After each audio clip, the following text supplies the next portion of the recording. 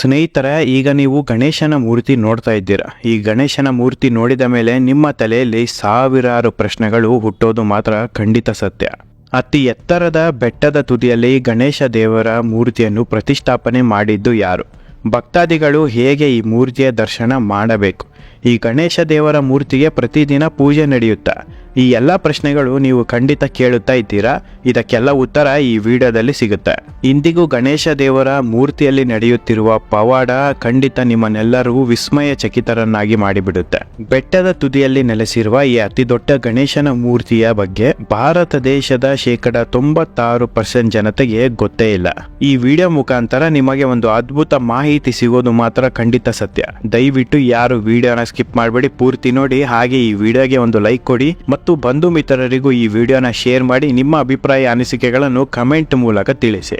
ಈ ಅದ್ಭುತವಾದ ಪವಾಡಮುಖಿ ಗಣೇಶನ ಮೂರ್ತಿ ಇರೋದು ಭಾರತ ದೇಶದ ಪುರಾತನ ರಾಜ್ಯ ಎಂದೇ ಹೆಸರುವಾಸಿಯಾಗಿರುವ ಛತ್ತೀಸ್ಗಢ ರಾಜ್ಯದಲ್ಲಿ. ಛತ್ತೀಸ್ಗಢ ರಾಜ್ಯದಲ್ಲಿ ಇರುವ ಬರಸೂರು ನಗರದಿಂದ 42 ಕಿಲೋಮೀಟರ್ ದೂರ ಸಾಗಿದರೆ ಡೋಲ್ಕರ್ ಎಂಬ ಬೆಟ್ಟ ಸಿಗುತ್ತೆ. ಇದೇ ಬೆಟ್ಟದ ತುತ್ತ ತುದಿಯಲ್ಲಿ ನೆಲೆಸಿರುವ ನಾಗ ದೋಲ್ಕರ್ ಗಣೇಶ ದೇವಸ್ಥಾನ.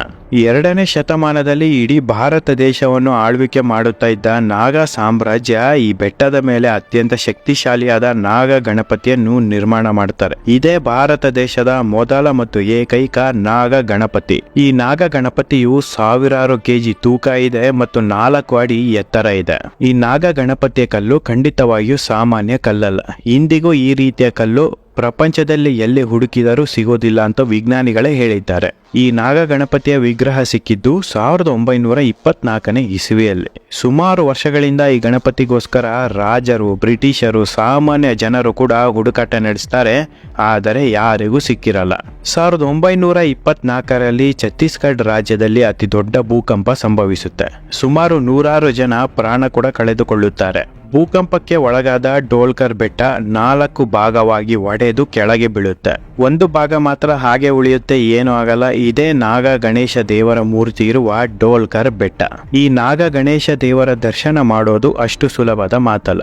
ಬೆಟ್ಟವನ್ನು ಹತ್ತಬೇಕು ಅಂದರೆ ಜೀವ ಕೈಯಲ್ಲಿ ಇಟ್ಟುಕೊಳ್ಳಬೇಕು, ಇಲ್ಲ ಅಂದರೆ ಬದುಕಿನ ಆಸೆ ಬಿಟ್ಟು ಬೆಟ್ಟವನ್ನು ಹತ್ತಬೇಕು. ಇಂದಿಗೂ ಯಾರು ಕೂಡ ಈ ಬೆಟ್ಟವನ್ನು ಹತ್ತಿಲ್ಲ, ಹತ್ತೋದಕ್ಕೂ ಸಾಧ್ಯವಿಲ್ಲ ಅಂತಾನೆ ಹೇಳಲಾಗಿದೆ. ಈ ಬೆಟ್ಟ ಸಮುದ್ರದ ಮಟ್ಟಕ್ಕಿಂತ 3000 ಅಡಿಗಳಷ್ಟು ಎತ್ತರ ಇದೆ. ಇಷ್ಟೊಂದು ಎತ್ತರ ಮತ್ತು ನೇರವಾಗಿ ಮೇಲಕ್ಕೆ ಹೋಗಿರುವ ಬೆಟ್ಟವನ್ನು ಹತ್ತೋದು ಅಸಾಧ್ಯದ ಮಾತು. ಪ್ರತಿದಿನ ಸಾಕಷ್ಟು ಜನ ಬೆಟ್ಟ ಹತ್ತಲು ಪ್ರಯತ್ನ ಪಡ್ತಾರೆ, ಆದರೆ ಯಾರು ಕೂಡ ಯಶಸ್ವಿ ಆಗಿಲ್ಲ.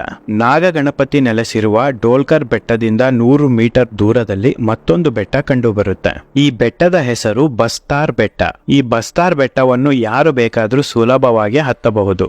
ಡೋಲ್ಕರ್ ಬೆಟ್ಟದಲ್ಲಿ ಇರುವ ನಾಗ ಗಣೇಶ ದೇವರ ಮೂರ್ತಿಯ ದರ್ಶನ ಮಾಡಬೇಕು ಅಂದ್ರೆ ಬಸ್ತಾರ್ ಬೆಟ್ಟವನ್ನು ಹತ್ತಿಬಿಟ್ಟು ತುತ್ತ ತುದಿಗೆ ಹೋಗಿ ನಿಂತರೆ ಡೋಲ್ಕರ್ ಬೆಟ್ಟದ ಮೇಲೆ ಇರುವ ನಾಗ ಗಣೇಶ ದೇವರ ಮೂರ್ತಿ ಕಂಡು ಬರುತ್ತೆ.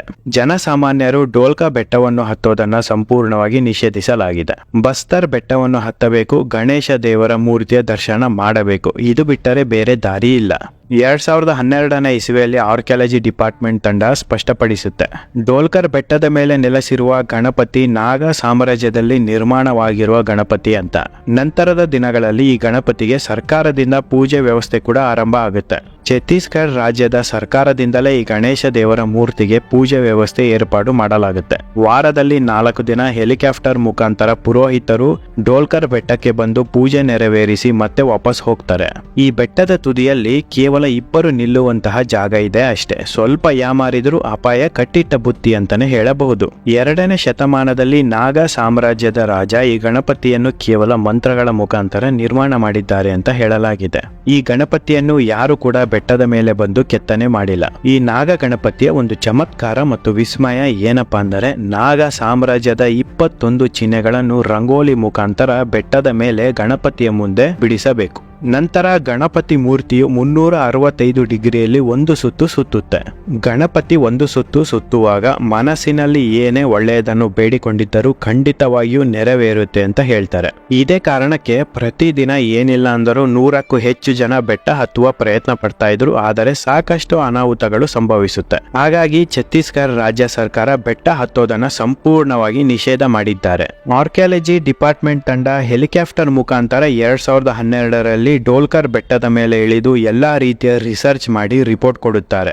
ಡೋಲ್ಕರ್ ಬೆಟ್ಟದ ಮೇಲ್ಭಾಗ ಅಂದರೆ ತುತ್ತ ತುದಿಯ ಭಾಗ ಸಂಪೂರ್ಣವಾಗಿ ಮ್ಯಾಗ್ನೆಟ್ ರೀತಿ ಕೆಲಸ ಮಾಡುತ್ತಾ ಇದೆ. 21 ರೀತಿಯ ನಾಗ ಸಾಮ್ರಾಜ್ಯದ ಚಿಹ್ನೆಯನ್ನು ರಂಗೋಲಿ ಮುಖಾಂತರ ಹಾಕಿದ ಮೇಲೆ ತೂಕದ ಒತ್ತಡಕ್ಕೆ ಗಣಪತಿ ತಿರುಗುವ ರೀತಿ ಬೆಟ್ಟದ ಮೇಲೆ ಮಾಡಿದ್ದಾರೆ. ರಂಗೋಲಿಯನ್ನು ಬಿಟ್ಟು ಅಷ್ಟೇ ತೂಕದ ಬೇರೆ ಯಾವುದೇ ವಸ್ತುವನ್ನು ಇಟ್ಟರೂ ಗಣಪತಿ ತಿರುಗಲ್ಲ. ಇಂದಿಗೂ ಕಂಡು ಹಿಡಿಯದಂತಹ ಒಂದು ಟೆಕ್ನಾಲಜಿಯನ್ನು 2ನೇ ಶತಮಾನದಲ್ಲೇ ಕಂಡು ಹಿಡಿದಿದ್ದಾರೆ. ನಿಜವಾಗಿಯೂ ಇದು ವಿಶ್ವದಲ್ಲೇ ಒಂದು ಅದ್ಭುತವಾದ ಸಂಗತಿ ಅಂತ ಆರ್ಕಿಯಾಲಜಿ ಡಿಪಾರ್ಟ್ಮೆಂಟ್ ತಂಡವೇ ಹೇಳುತ್ತೆ. ವರ್ಷದಲ್ಲಿ ಒಂದು ಸಲ ಡೋಲ್ಕ ಬೆಟ್ಟದ ಸುತ್ತಮುತ್ತ ಇರುವ ನಾಗ ಬುಡಕಟ್ಟು ಜನಾಂಗಗಳು ಈ ಬೆಟ್ಟವನ್ನು ಹತ್ತಿ 21 ನಾಗ ಸಾಮ್ರಾಜ್ಯದ ಚಿಹ್ನೆಯನ್ನು ರಂಗೋಲಿ ಮುಖಾಂತರ ಹಾಕಿ ಗಣಪತಿಯನ್ನು ತಿರುಗಿಸಿ ಬೇಡಿಕೊಂಡು ಬರ್ತಾರೆ. ಸಾವಿರಾರು ವರ್ಷಗಳಿಂದ ನಾಗ ಬುಡಕಟ್ಟು ಜನಾಂಗಗಳು ಈ ಪದ್ಧತಿಯನ್ನು ಅನುಸರಿಸುತ್ತಾ ಬಂದಿದ್ದಾರೆ. ಈ ಬುಡಕಟ್ಟು ಜನಾಂಗದವರು ಮಾತ್ರ ಈ ಬೆಟ್ಟವನ್ನು ಸುಲಭವಾಗಿ ಹತ್ತೋದಕ್ಕೆ ಸಾಧ್ಯ. ಈ ನಾಗ ಗಣಪತಿಯು ಭಾರತ ದೇಶದಲ್ಲಿ ಅತ್ಯಂತ ಹಳೆಯ ಗಣಪತಿ ಅಂತಾನೆ ಹೇಳಲಾಗಿದೆ. ನಾಗ ಸಾಮ್ರಾಜ್ಯದ ರಾಜ ಭಗೀಚಂದ್ರ ರಾಜನ ಕನಸಿನಲ್ಲಿ ಬಂದ ಗಣಪತಿ ದೇವರು ಡೋಲ್ಕ ಎಂಬ ಬೆಟ್ಟದ ಮೇಲೆ ನಾಗ ಮಂತ್ರಗಳಿಂದ ನನ್ನನ್ನು ಸೃಷ್ಟಿ ಮಾಡು, ಜಗತ್ತಿಗೆ ನನ್ನ ಅವಶ್ಯಕತೆ ಮುಂಬರುವ ಒಂದು ದಿನಕ್ಕೆ ಬೇಕಾಗುತ್ತೆ.